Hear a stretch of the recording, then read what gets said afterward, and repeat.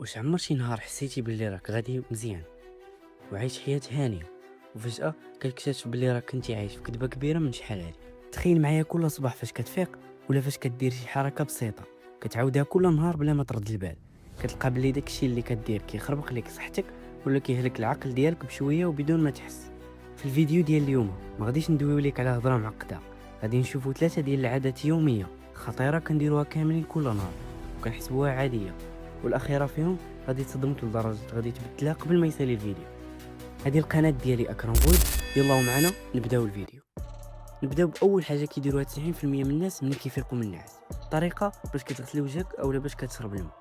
واش اخبارك باللي استعمال الماء الساخن بزاف كيحيد دوك الدهون الطبيعيه اللي كيحميو البشره ديال الانسان؟ تقدر تبان لك هذه حاجه بسيطه بزاف ولكن مع المده راها كارثه. دابا غندوزو للنقطه الثانيه. هذه عاده ديما كنديروها وحنا جالسين، خصوصا فاش كنكونوا هازين التليفون. حنا كيحسب لينا راسنا مرتاحين ولكن في الحقيقه حنا كنركزوا واحد الثقل كبير بزاف على العنق ديالنا وكيعادل الوزن ديال دري صغير. الجسم ديالك كيغوت في صمت وانت غارق في التليفون وما تضيع حتى فيه. هاد العاده الاغلبيه ديال الناس كيديروها قبل ما ينعسوا، اللي هو استخدام الهاتف في الظلام. واش في خبارك باللي داك الضوء الازرق اللي كيخرج من التليفون كيخلي العقل ديالنا يظن انه باقي النهار؟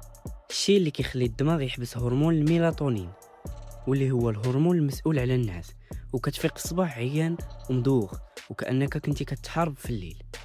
وهنا كيكون سهل الفيديو ديالنا، ولكن السؤال الحقيقي والمهم ليك انت صاحبي، اين وحده من هاد العادات 3 كديرها كل نهار وكنتي كتظن انها صحيحه؟